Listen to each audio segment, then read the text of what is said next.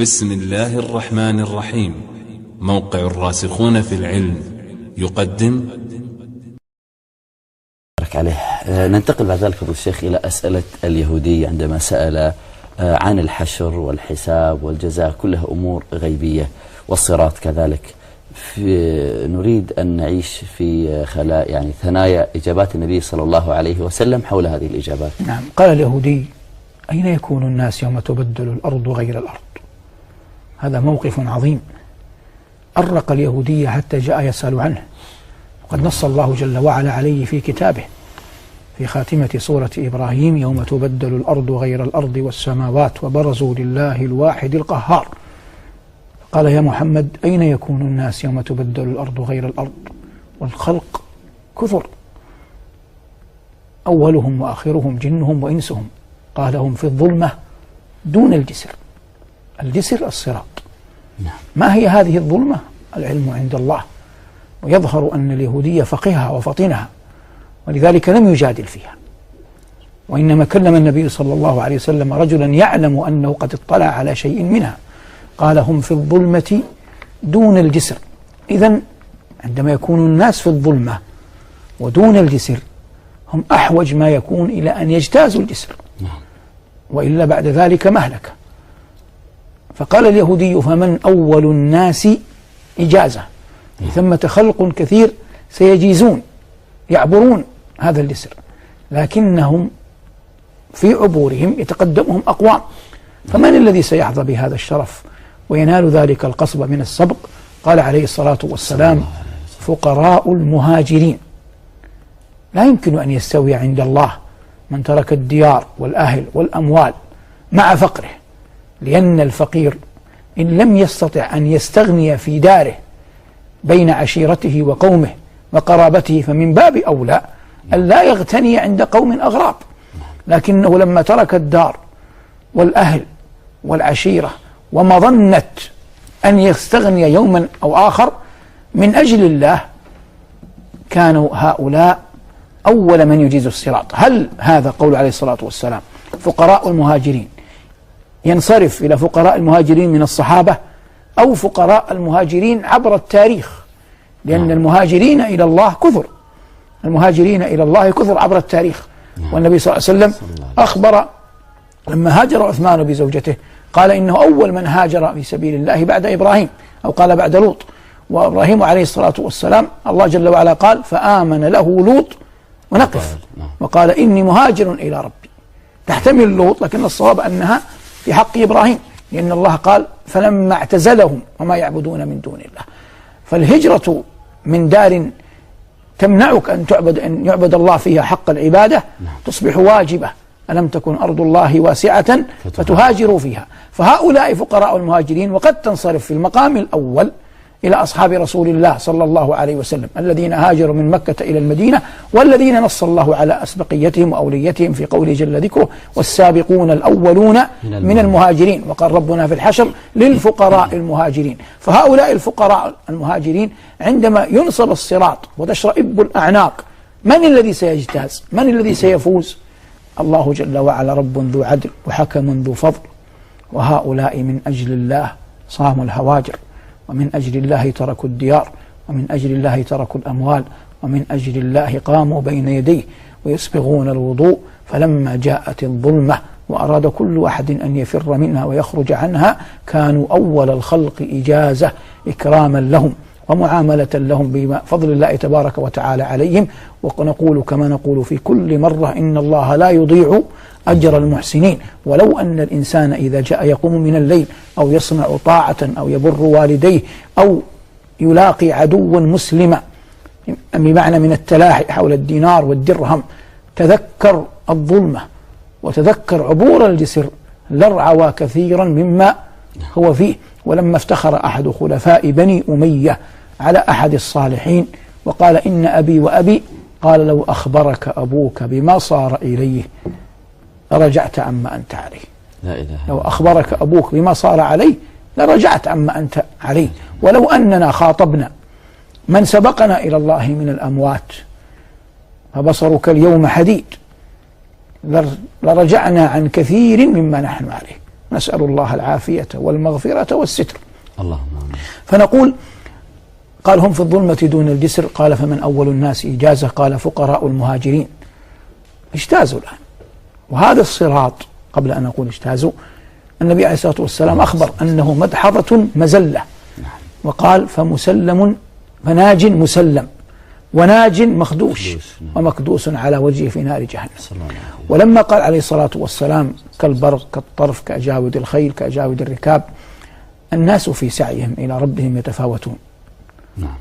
ولو جعلت صلاة الجماعة في الفجر مضرب مثل، هناك من يأتي قبل المؤذن، وهناك من يأتي بعد الأذان، وهناك من يأتي على تكبيرة الإحرام، وهناك من يدرك منها ركعة، وهناك من يدرك منها تسليمة، وهناك من يأتي وقد صلى الناس، وهناك من لا يأتي يصلي في بيته، وهناك من عياذا بالله، وهذا لا أظن مسلما يؤمن بالله واليوم الآخر يصنعه، من لا يصلي. هل يتصور أن يكون مرور هؤلاء جميعا على الصراط حال واحدة؟ لا، حاشا لله. ما ظن الجاهلية؟ ظن الجاهلية أن تظن بالله أن هؤلاء جميعا سيكون سيرهم على الصراط واحدة، محال. هذا معنى من معاني قول الله يظنون بالله غير الحق ظن الجاهلية. لا يمكن أن يستووا بين يدي الله، لا يمكن أن يكون عبورهم على الصراط واحدة. وقس على صلاة الفجر الكثير من الطاعات والكثير من أفعال الخيرات والكثير من الأعمال الصالحات. رجل يعادى فيكظم الغيظ، ما به عجز أن ينتصر، لكنه يرجو ما عند الله، ويتذكر قول الله فمن عفا وأصلح. ورجل يبادر فيصبح لا له ولا عليه وجزاء سيئة سيئة مثلها. ورجل يظلم ويسرف ويفحش في القول ويفجر في الخطاب لمجرد أنه أوذي إيذاء يسيرا. وكذلك هؤلاء لا يمكن أن يستووا في أن يتماثلوا في مشيهم على الصراط. قال من أول الناس إجازة، جاء قضية عبور الصراط. من اجتاز الصراط لا مقام له إلا الجنة. قال فمن أول الناس إجازة، قال فقراء المهاجرين. قال فما تحفتهم حين يدخلون الجنة؟ ما أول ما يقابلون به من طعام؟ قال زيادة كبد النون، النون الحوت. والله جل وعلا يقول في كتابه العظيم وذا النون إذ ذهب مغاضبا، والحديث عن يونس ولعلاقته عليه الصلاة والسلام بالحوت. زيادة كبد النون طرف الكبد، وهي ألذ شيء فيه. وإن قال قائل كيف عرفت؟ قلنا لو لم تكن كذلك لما جعلها الله تحفة لأهل الجنة. فالكريم لا يعطي إلا الأمثل صلوات الله وسلامه عليه، ولا صلوات لا يعطي إلا الأمثل تبارك ربنا وجل ذكره.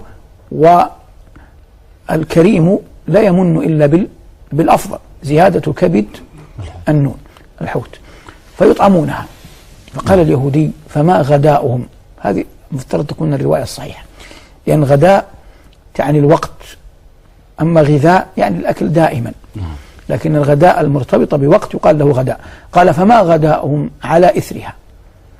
قال عليه الصلاة والسلام ينحر لهم ثور الجنة الذي كان يأكل من أطرافها. نحن نعلم أن الداخلين إلى الجنة كثير، ومع ذلك لم يذكر النبي صلى الله عليه وسلم إلا ثورا واحدا ينحر لهم لسببين: الجنة لا جوع فيها، والأمر الثاني إن ثورا يرتع في أطراف الجنة لحري أن يطعم الخلق جميعا، أن يكون طعاما للخلق جميعا. وهذا يسوقنا إلى ما يعرف في الدنيا بالبركة، وثمة أشياء يلحقها شيء مما في الجنة، وهي قضية البركة. الله جل وعلا سمى كتابه العظيم بأنه كتاب مبارك لتعدد نفعه وعظيم أثره في الخلق، لأنه من دلك على الله وعرفك بالجنة فلا بركة أعظم منه.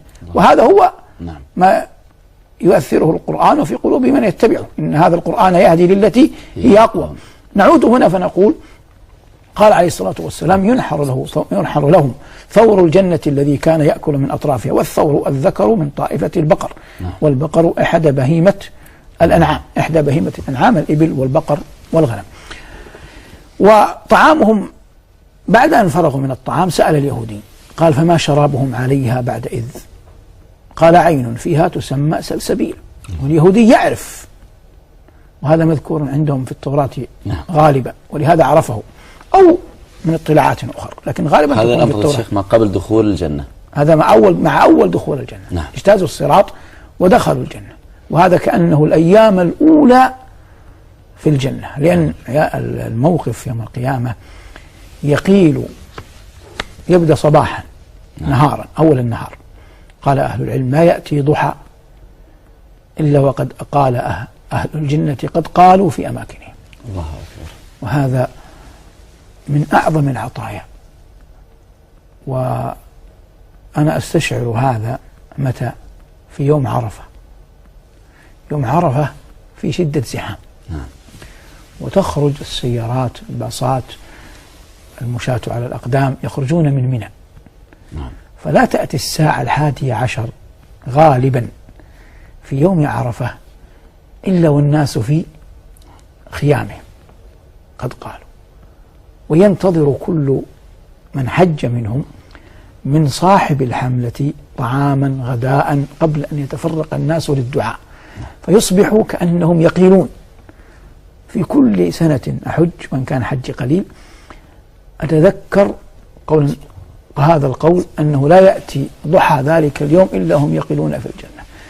فالإنسان يعلم تقصيره ويعلم خطاياه ويعلم ذنوبه ويعلم تفريطه، نسأل الله العافية والمغفرة، لكنه يقول عسى الذي أكرمنا وأنعم علينا ورحمنا وأخرجنا من بيوتنا وجعلنا نقيل في هذه الخيام ضحى هذا اليوم المجمع فيه الناس، لعله جل وعلا برحمته وفضله وإحسانه يرحمنا فيجعلنا نقيل في الجنة يوم العرض الأكبر. قال الله جل وعلا أصحاب الجنة يومئذ خير مستقرا وأحسن مقيلا وأحسن مقيلا.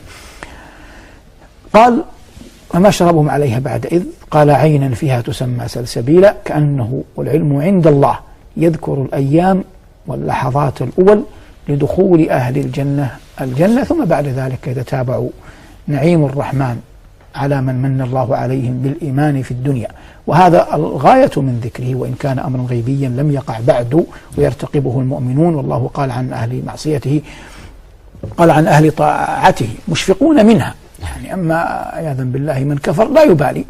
المقصود من هذا هذه المعاني إذا رسخت في القلب ونبتت فيه نبتة حقا أثمرت عن ذلك عملا وكثرة ذكر واتعاظ وعبرة وخوف ووجل وغير ذلك مما يستحسن بالمؤمن أن يتحلى به. فتح الله عليكم فضيلة الشيخ.